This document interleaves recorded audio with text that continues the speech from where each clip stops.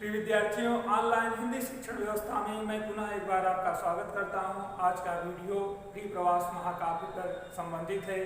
पिछले वीडियो में इस महाकाव्य के पवन दूतिका सर्ग के विषय में हम लोगों ने पढ़ा। आज यूपी बोर्ड कक्षा 12 के शेष पाठ्यक्रम का अध्ययन करेंगे। प्रिय विद्यार्थियों, आपके पाठ्यक्रम में प्रिय प्रवास का पवन दूतिका सर्ग सम्मिलित है। यह प्रिय प्रवास का 9वां सर्ग है। इसके कुल 26 पद्यांशों पर संबंधित बोर्ड परीक्षा में 5 प्रश्न पूछे जाते हैं, जिनकी विवेचना हम निम्न बिंदुओं के आधार पर करेंगे। कभी कभी प्रश्न होता है कि प्रिय प्रवास में कुल कितने सर्ग हैं, तो जानने के लिए लिखा गया प्रिय प्रवास में कुल 17 सर्ग हैं। प्रिय प्रवास किस भाषा में लिखा गया महाकाव्य है, तो प्रिय प्रवास खड़ी बोली में लिखा गया हिंदी का प्रथम महाकाव्य है। इसके कृतिकार किस युग के हैं, तो इसके कृतिकार अयोध्या सिंह उपाध्याय द्विवेदी युग के श्रेष्ठ कवि हैं। इन्हें कवि सम्राट की उपाधि से भी सम्मानित किया गया है। तो यह सब हम भूमिका के रूप में पहले वीडियो में पढ़ चुके हैं। आज का जो हमारा प्रकरण है वह प्रिय प्रवास के पवन दूतिका के संपूर्ण सर्गों की विवेचना करना है। तो आए हम बचे हुए शेष 11 से लेकर 26 पदों पर आधारित प्रश्नों की विवेचना करते हैं। आज हम लोग प्रिय प्रवास के बचे हुए जो 11 से लेकर 26 अर्थात 16 पद हैं, उनके विषय में पढ़ेंगे, अध्ययन करेंगे। तो उस दिन तक हम लोगों ने जो 10 पद्यांश पढ़ा था, उसमें राधा पवन को दूत बनाती हैं, अपने मनोभावों को कृष्ण तक पहुंचाने के लिए प्रयास करती हैं, और रास्ता कैसे होगा, क्या करना होगा, इन सब बातों से अवगत कराते हुए राधा एक बार पुनः वायु से कहती हैं। 11वां पद देखें। राधा वायु से कह रही हैं कि तू देखेगी जलद तन को, जा वहीं तद गता हो। भगवान कृष्ण का जो तन है वो जलद तन बीच में पाई है। जब भी दो शब्दों के बीच में ऋणात्मक चिन्ह हो तो वहां पर रूपक अलंकार होता है। तो इस पद्यांश में कौन सा अलंकार है? रूपक अलंकार है। प्रथम पंक्ति को देखें। तू देखेगी, राधा वायु से कह रही हैं कि जब आप मथुरा पहुंचोगी तो वहां देखोगी जलद तन, भगवान कृष्ण की जो मूर्तियों का तन है, शरीर है, वो बादल की तरह निर्मल है। वहीं तदगता हो, और देख करके ही इसमें आप सम्मिलित हो जाएंगी। होंगे लोने नयन उनके ज्योति उत्कीर्णकारी। लोने का मतलब सुंदर, उनके सुंदर नेत्रों से ज्योति प्रस्फुटित होती रहेगी। मुद्रा होगी वर वदन की, मूर्ति सी सौम्यता की। सुंदर मूर्ति श्रेष्ठता के रूप में सुशोभित है। सीधे साधे वचन उनके सिक्त होंगे सुधा से। सुधा का मतलब अमृत, सिक्त का मतलब युक्त होंगे। भगवान कृष्ण की जो मूर्तियां हैं, उन मूर्तियों के वचन अमृत तुल्य हैं, मानो ये मूर्तियां बोल देंगी। 12वें पद में राधा वायु से कहती हुई लिखती हैं कि नीले फूले कमल दल सी गात की श्यामता है। भगवान कृष्ण के मूर्तियों की श्यामलता खिले हुए नीले कमल के समान है। पीला प्यारा वसन कट में पहनते हैं फबीला। फबीला का मतलब सुंदर, वसन का मतलब वस्त्र, कट का मतलब कमर। कमर में सुंदर पीले वस्त्र सुशोभित हो रहे हैं। छूटी काली अलख मुख की कांति को है बढ़ाती। अलख का मतलब केश, उनकी केश की लटाएं मुखमंडल पर लटक करके उनकी सौम्यता को और बढ़ा रही हैं। सदस्त्रों में नवल तन की फूटती सी प्रभा है, तथा संपूर्ण शरीर में प्रभा की चेतना प्रस्फुटित हो रही है। इस प्रकार इन पद्यांशों में राधा ने भगवान कृष्ण की मूर्तियों की विशेषता का उल्लेख की है। अब हम लोग 13वें पद को पढ़ते हैं। 13वें पद में भी मथुरा के विशेष मंदिरों में कृष्ण की मूर्तियों की विशेषता का उल्लेख करते हुए हरिओ जी लिखते हैं कि सांचे ढाला सकल वपु है दिव्य सौंदर्यशाली। दिव्य सौंदर्यशाली, उनके शरीर सौंदर्यता से भरी हुई है। सब पुष्पों सी सुरभि उसकी प्राण संपोषिका है। प्राण संपोषिका है, प्राणों का संपोषण करने वाली क्या है? सब पुष्पों की, सैकड़ों सुंदर पुष्पों की सुगंध उन मूर्तियों के प्राणों का संपोषण कर रही है। दोनों कंधे वृषभ वर्षे हैं बड़े ही सजीले। वृषभ का मतलब होता है साण। साण की तरह उठे हुए सौंदर्यशाली भागों की तरह कृष्ण की मूर्तियों के कंधे उभरे हुए हैं। लंबी बाहें कलभ कर सी शक्ति की पेटिका हैं।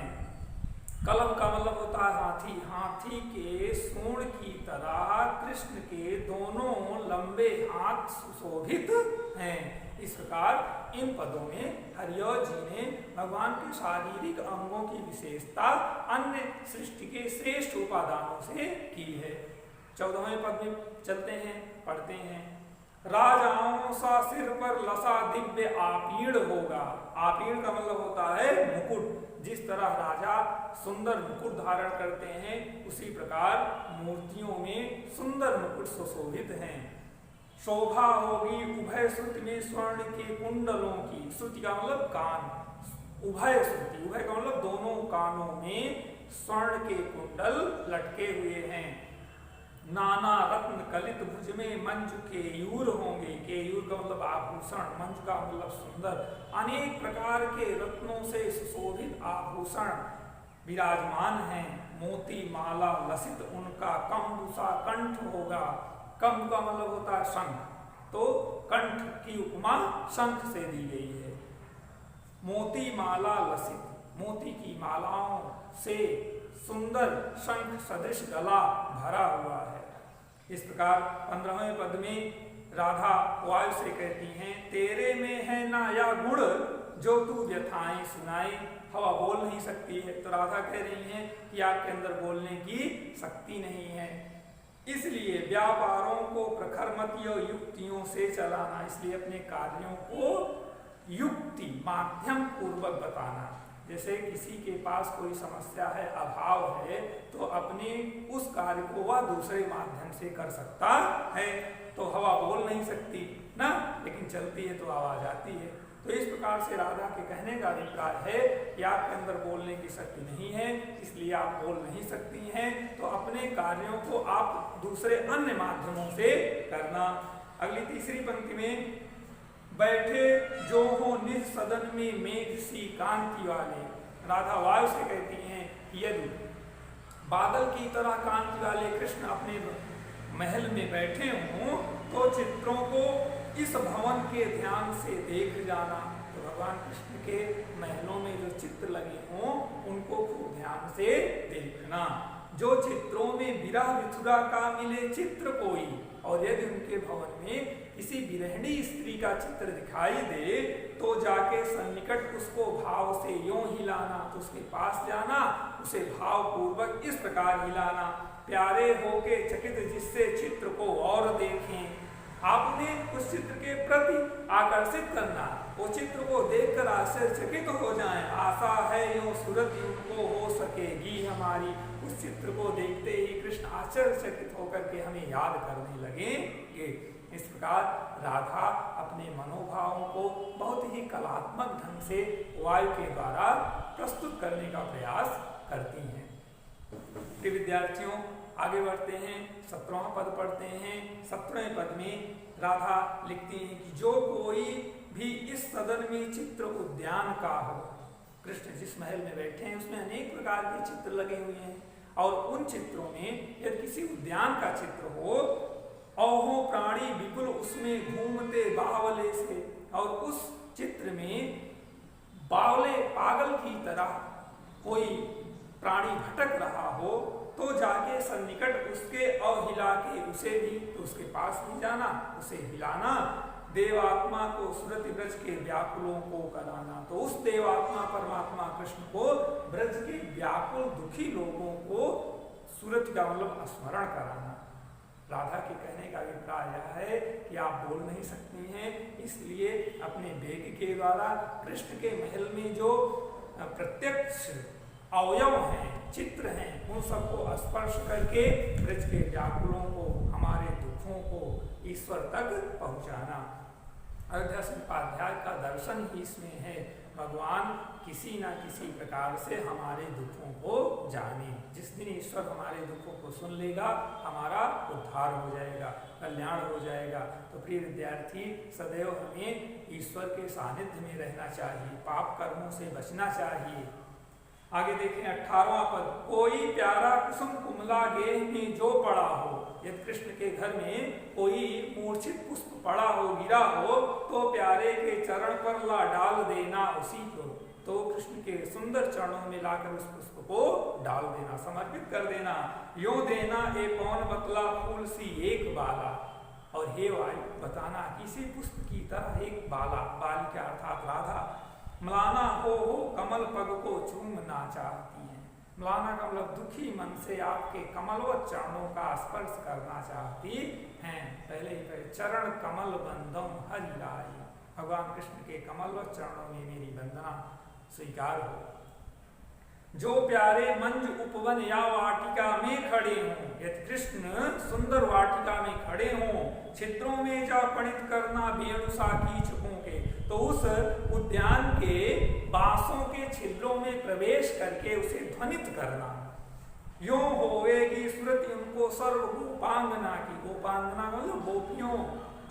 जब आप उन बांसों के छिद्र में प्रवेश करेंगी, ध्वनि करेंगी, तो मुझे विश्वास है कि कृष्ण गोपियों की व्याकुलता को स्मरण करने लगेंगे। जो है वंशी श्रवण रुचि से दीर्घ उत्कंठ होती, वही गोपियां हैं जो मेरे वंशी वादन को सुनने के लिए सदैव उत्कंठित रहती हैं। इस प्रकार से अयोध्या संपाध्याय जी ने कृष्ण और गोपियों की भावना को इन पदों में सम्मिलित किया है, भरा है। 20वां पद पढ़ते हैं। 20वें पद में हरिओं जी लिखते हैं कि लाके फूले कमल दल को श्याम के सामने ही थोड़ा थोड़ा विपुल जल में व्यग्र हो डुबाना। राधा वायु से कह रही हैं कि कृष्ण के सामने किसी खिले हुए कमल दल को, कमल पुष्प को लाना और व्यग्रता पूर्वक जल में डुबाना। यो देना ये भगिनी जतला एक अम्भोज नेत्रा, अम्भोज का मतलब कमल, अम्भोज नेत्रा में रूपक अलंकार है, कमलवत नेत्रों के समान एक बाला है, एक बालिका है जिसकी आंखें विरह रूपी जल में सदैव डूबी रहती हैं, अर्थात राधा के नेत्रों से आंसू बहते रहते हैं। आगे चलते हैं, 21वें पद को पढ़ते हैं। धीरे लाना वहन करके नीप का पुष्प कोई, किसी नीप का पुष्प वहन करके लाना, उठा करके लाना और प्यारे के चपल दृक के सामने डाल देना और कृष्ण के चपल चंचल नेत्रों के सम्मुख गिरा देना। ऐसे देना प्रकट दिखला नित्य आशंकिता हो, कैसी होती विरह वश में नित्य रोमांचिता हो। उस पुष्प को कृष्ण के सामने इस प्रकार से चंचलता पूर्वक गिराना कि वो मेरे रोमांचित दुख को, मेरे रोमांचित भावों को याद करने लगे। 22वें पद में राधा कहती हैं कि बैठे नीचे जिस बिटप के श्याम हूं में उसी का, बिटप का मतलब वृक्ष, श्याम का मतलब कृष्ण। कृष्ण किसी वृक्ष के नीचे बैठे हों, कोई पत्ता निकट उनके नेत्र के लिए हिलाना, तो उस वृक्ष का कोई पत्ता लेकर के उनके सामने इस प्रकार से हिलाना, यूं प्यारे को विदित करना चातुरी से, अपने अपनी चतुरता से कृष्ण को विदित करना, बताना, मेरे चिंता विचित जित का क्लांत हो कांप जाना। मेरी चिंता कृष्ण को इस प्रकार हो कि उस वृक्ष के पत्ते की तरह उनकी शरीर कांपने लगे, अर्थात कृष्ण भी मेरे दुखों से दुखी हो जाएं।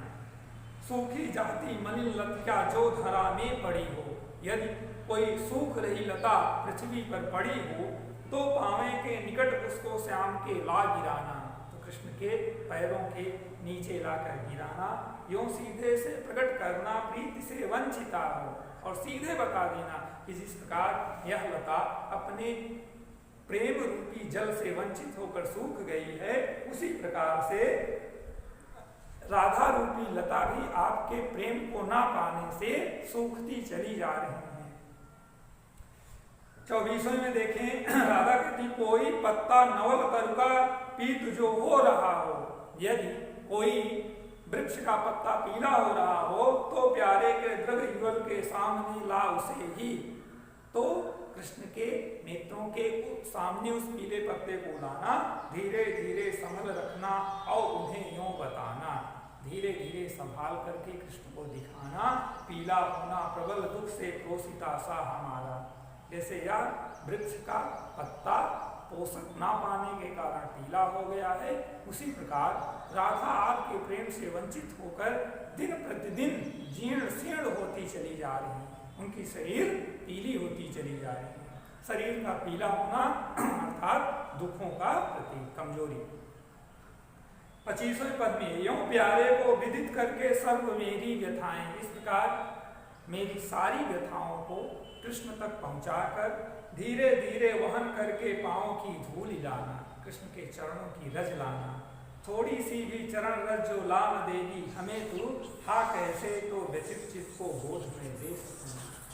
आप कुछ कर पाओ या ना कर पाओ, लेकिन यदि कृष्ण की थोड़ी भी चरण रज आप हमें नहीं ला पाएंगी तो मैं अपने मन को, हृदय को कैसे बोध, धैर्य, ज्ञान दे पाऊंगी। इसलिए हे राधा अपने दुखों को संभालो। अंतिम पद में देखें, पूरी होए न यदि तुझसे अन्य बातें हमारी। राधा वायु से निवेदन करते हुए कह रही हैं कि हे द्वितीया, यदि मेरी अन्य बातें आपसे ना हो सकें, आप मेरे अन्य कार्यों को ना कर सकें, तो तू मेरी विनय इतनी मान ले और चली जा। तो मेरा एक निवेदन है, उस निवेदन को मानकर कृष्ण के पास जाओ, छू के प्यारे कमल पग को प्यार के साथ आ जा। कृष्ण के कमल व चरणों का स्पर्श करके आ जाओ, जी जाऊंगी हृदय तल में मैं तुझी को लगा के। मैं उस कमल व चरणों के स्पर्श रूपी वायु को अपने हृदय से लगा करके शेष जीवन को जी लूंगी। इस प्रकार से अयोध्या सिंह उपाध्याय जी ने इस प्रिय प्रवास के पवन दूतिका सर्ग में वायु को दूत बना करके राधा के मनोभावों को कृष्ण तक पहुंचाने का प्रयास किया है, जिसका दार्शनिक मत यह है कि एक प्रकारेण हमें भगवान से जुड़े रहना चाहिए, उन्हीं से अपने दुख सुख कहना चाहिए, और दूसरे अन्य साधन सब व्यर्थ हैं। ईश्वर तक पहुंचने के लिए पवित्र आत्मा का होना, निर्मल मन का होना आवश्यक है। गोस्वामी तुलसीदास जी इसका भाषा में लिखते हैं कि मोह कपट छल छिद्र न भावा। आप हवा के माध्यम से, अग्नि के माध्यम से, वृक्षों के माध्यम से, किसी के माध्यम से भी अपने मन के भावों को भगवान तक पहुंचा सकते हैं, बस कपट छल छिद्र ना हो। भगवान हमारी व्यथा को सुन लेंगे। तो प्रिय विद्यार्थियों, आज के वीडियो में हम लोगों ने अपने प्रथम पाठ के पाठ्यक्रम प्रिय प्रवास की पवन दूतिका का संपूर्ण अध्ययन किया। अब आप घर पर जो हम पद दे रहे हैं उन पदों से संबंधित प्रश्न बनाएंगे और स्वयं उनका उत्तर लिखेंगे। वह पद जो बोर्ड परीक्षा में पूछे गए हैं, इस बार पूछे जा सकते हैं, वो हैं, यहाँ लिख रहे हैं, नीचे देखें, वो है 12, 18, 22, 25 और 26। तो ये गृहकाल में आप लोग इन पदों पर आधारित प्रश्न बनाएंगे और प्रश्नों का उत्तर लिखेंगे। आज के दिन बस इतना ही। कल के वीडियो में नए टॉपिक के साथ हम पुनः उपस्थित होंगे। तब तक घर पर रहें, प्रसन्नतापूर्वक पढ़ते रहें।